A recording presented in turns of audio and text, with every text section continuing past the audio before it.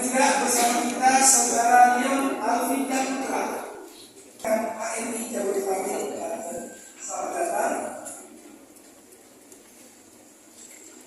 Hadir bersama kita Yops A. Iklai, Ketua BEM Universitas Cendrawasih masa tugas 2020-2021. Kemudian Saudara Ananda Ferdianta Sebaya, Koordinator Daerah BMC Sumatera Utara, dan narasumber terhormat kita Ibu Dr. Siswati Sarani MAP yang merupakan Kapolri Administrasi Publik Fakultas Ilmu Sosial Ilmu Politik Universitas Dharmawangsa Medan.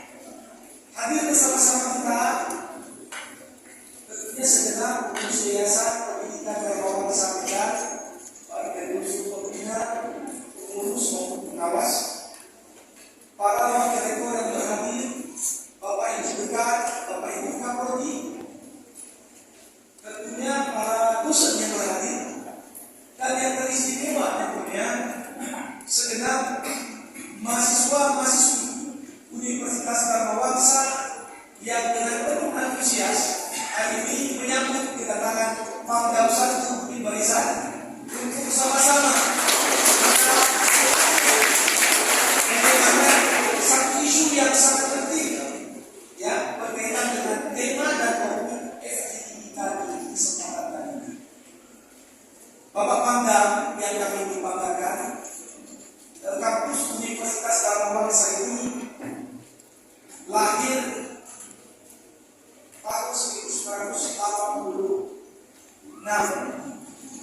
Bapak Ibu yang hadir semuanya, yang saya cintai dan saya banggakan, dan mudah-mudahan akan menjadi penerus dari kita semua menjadi pemimpin di negara ini, adik-adik, mahasiswa dan mahasiswi Universitas Dharmawangsa yang saya banggakan, terutama untuk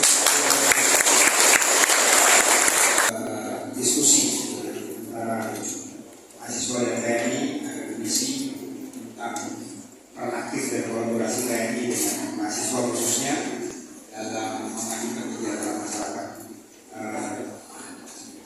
Saya Panglima di Barisan Jenderal TNI Rudianto berterima kasih dan merupakan satu kehormatan bagi kami sebagai perwakilan TNI khususnya yang akan datang bisa menjelaskan tentang perkembangan situasi hari ini, khususnya yang terkait dengan revisi Undang-Undang TNI yang pada tanggal 20 Maret yang lalu sudah disahkan DPR. Ya, semua informasi yang kita terima itu benar, bukan benar, tapi semua informasi benar, hanya sudut pandangnya yang masing-masing berbeda. Tidak katakan bahwa negara tentang keuntungan wilayah, kredit dan seterusnya, melindungi segala bangsa dan seluruh kepentingan dari ancaman dan masalah. Kemudian ada dua pola operasi yang dilaksanakan, operasi militer perang. Militer perang itu artinya kita menunjuk dengan betul-betul perang, kemudian operasi militer serang perang. Perang itu bila kita mendapat agresi dari negara luar, militer serang perang itu misalnya masalah bencana alam, kemudian hal lain yang nanti akan kita cari. Ada pasal yang direvisi pada Maret lalu, tanggal 20 Maret disahkan oleh DPR. Yang pertama pasal 7, yaitu ruang lingkup operasi militer serang perang. Tadi yang saya jelaskan, yang lama adalah mengatasi gerakan secara bersenjata, terutama bersenjata terorisme, memenuhi perbatasan, pengaman objek internasional, pengaman presiden dan wakil presiden, memberdayakan wilayah pertahanan, isi perdagangan dunia, membantu tugas pemerintah daerah, membantu polisi dalam membantu timnas, membantu program negara, penanggulangan bencana, pengusian, bantuan kemanusiaan, SAR, pengamanan daerah, penerbangan. Ini dua poin yang ditambah dalam pasal 7, yaitu yang pertama pendekatan cyber, kemudian yang kedua perlindungan dan penanganan perlindungan dan kementerian nasional juga. Kementerian cyber, bayangkan kalau satu bank saja begitu luar biasa dampaknya, apalagi negara. Makanya kita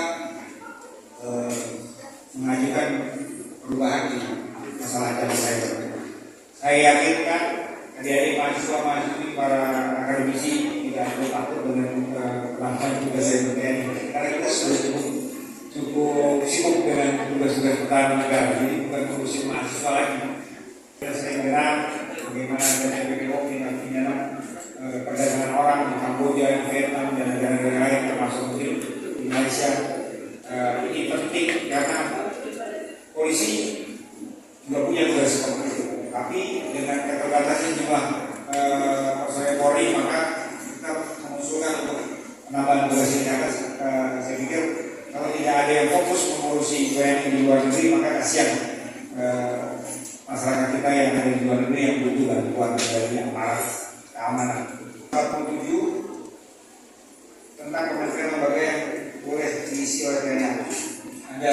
Awalnya ada 10 lembaga, kemudian hari ini menjadi 14. Jadi tapi ada 5 karena Menko Polkam dan kemudian Menham dan Lantaran dijadikan 1, kemudian Sentral Press, BIN, BSSN, dan Manas, Basarnas, PNN, dan Mahkamah Agung.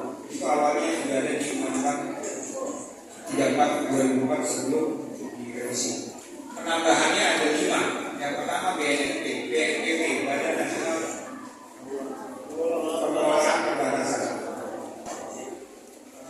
yang mengurus perbatasan negara. Kemudian BNPB ini sejak tahun 2018-2019 dilakukan oleh TNI aktif.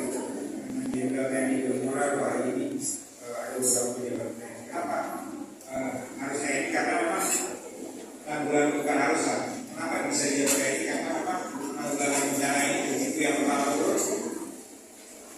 Selama ini bukan hanya TNI ya Pak, itu TNI yang bergerak karena kita punya kendaraan, kita punya alat dan lain-lain. Ada organisasi baru di Jakarta kejaksaan juga tidak pidana militer. Nah itu yang membuat kejaksaan ini diinginkan ada TNI aktif. Jadi secara umum dari 5 ini tidak ada yang terlalu beririsan dengan sipil lah. Kemudian yang terakhir pasal 53, selain pasal tadi 947 ada pasal 53, ini usia pensiun untuk anggota TNI. Perubahannya tanpa ada di mana awalnya 53 menjadi 55, kemudian kolonel perwira dari pertama sebagai perwira menengah dengan kolonel itu tetap di 58 tahun, kemudian perwira tinggi dengan 1 sampai dengan 60 tahun, bintang 2 61 tahun, dan bintang 3 62 tahun. Ini masalah sebetulnya lebih masalah bagaimana kita RW ini banyak biaya, perekrutan tentara itu bukan biaya itu banyak, sehingga seperti itu kita evaluasi bahwa mereka masih produktif di bawah Indonesia dalam tahun seperti itu ya.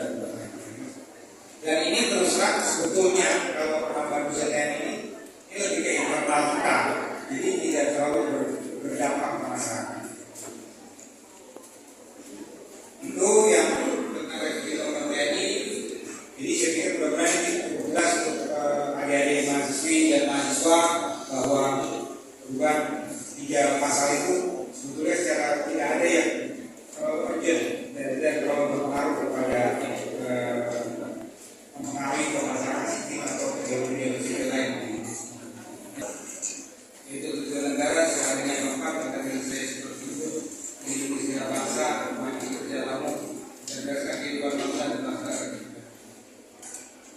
Kontribusi TNI dan aktivitas TNI serta berbagai bangsa lain termasuk perguruan tinggi, mahasiswa dan bangsa dalam memberikan masukan terhadap solusi masalah-masalah. Saya kemarin sempat diskusi dengan beberapa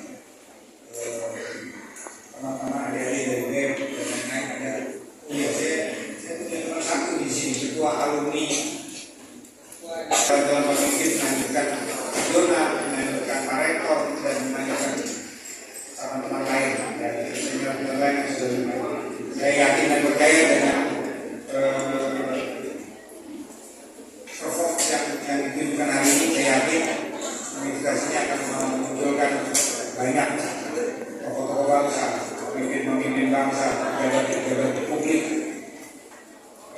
entrepreneur dan banyak lagi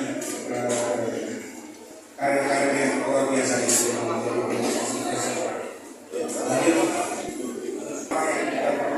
Support kegiatan-kegiatan yang lebih realistis. Kenapa saya bilang lebih realistis? Kami setiap tahun melaksanakan TNI juga membangun desa. Yang dari saya tadi sampaikan ke Pak Rektor Tawarek dengan beberapa pejabat utama di sini bahwa hari ini Indonesia ini harus waspada. Jadi kita bukan paranoid, tapi kita harus waspada. Hari ini baru muncullah ada perang dagang antara Amerika dengan China, kemudian berdampak ke kita. Bagaimana Amerika menaikkan tarif pajak, kemudian China membalas sendiri mereka. Libya, bagaimana Suriah, bagaimana Irak. Hari ini kira-kira beberapa negara yang pada saat Arab Saudi itu dihancurkan dari dalam.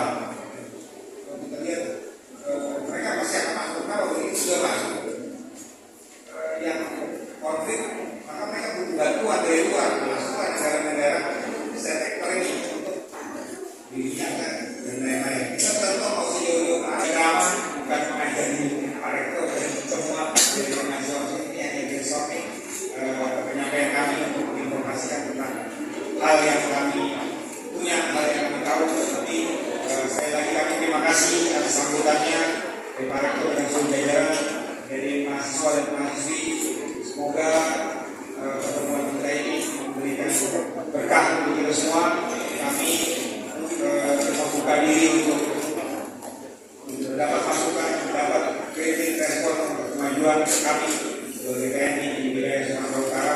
Juga kami membawahi Sumatera Utara, Sumatera Barat, Riau dan Kepulauan Riau. Jadi pada saat ini mudah dengan sering kami berkomunikasi dengan seluruh stakeholder, termasuk akademisi dan mahasiswa-mahasiswi yang ada di seluruh Sumatera Utara dan tiga provinsi lain.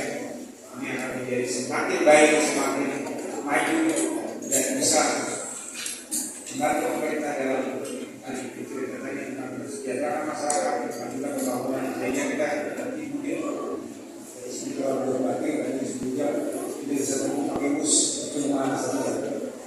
Lagi terima kasih atas perhatiannya. Mohon maaf apabila ada yang berkenan dari topik berbeda. Assalamualaikum warahmatullahi wabarakatuh.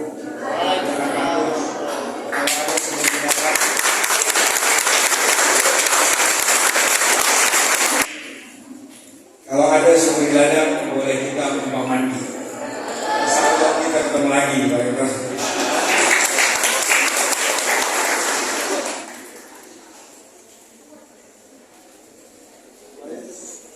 Dijelaskan stressingnya Panglima terkait sosialisasi. Bangunan silaturahmi beberapa perguruan tinggi, salah satunya Universitas Warta, ada dalam hal ini diinisiasi oleh Revolusi Umum. Kita dialog dengan mahasiswa, kami menjelaskan tentang hal-hal yang perlu diketahui oleh mahasiswa, salah satunya adalah tentang revisi undang-undang TNI yang sudah disahkan oleh DPR RI pada tanggal 20 Maret yang lalu. Kita jelaskan apa esensi dari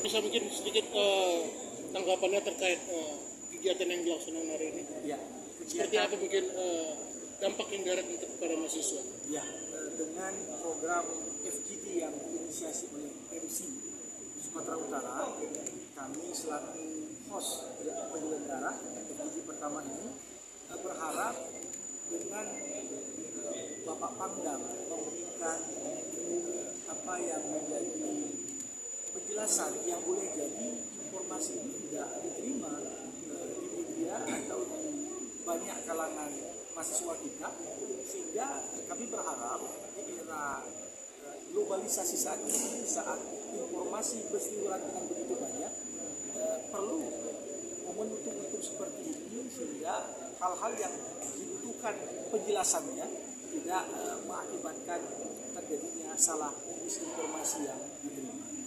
Itu yang kita harapkan, sehingga kalau dulu istilahnya ada ABRI masuk desa, sekarang ABRI masuk kampus, bersinergi dengan para akademisi termasuk program-program ke depan apa yang dapat seiring sejalan dalam meningkatkan kesejahteraan bangsa. Akankah ada tindak lanjut dari kegiatan yang dilakukan ini dari pihak universitas sendiri untuk lebih membumikan ini?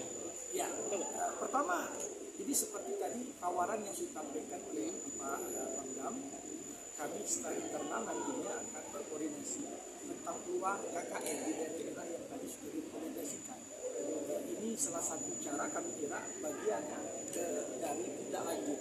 Selain itu tentunya kami sangat berharap selama ini dalam kurikulum kita juga kan sudah ada yang namanya wasbang, wawasan kebangsaan, kemudian juga bagian dari program Kampus Merdeka Bela Tanah Air. Nah, boleh jadi konkret ke depan bagaimana program-program tersebut dengan koordinasi dengan lebih apik bisa berjalan juga, sehingga jiwa patriotisme dari para mahasiswa kita juga tidak mudah untuk diprovokasi oleh pihak-pihak luar yang kadang-kadang justru membawa dampak yang negatif. Terima kasih. Kami apresiasi juga terhadap Pangdam yang sudah bersinergi dengan mahasiswa, bahwa dengan kami kegiatan kami ini membahas tentang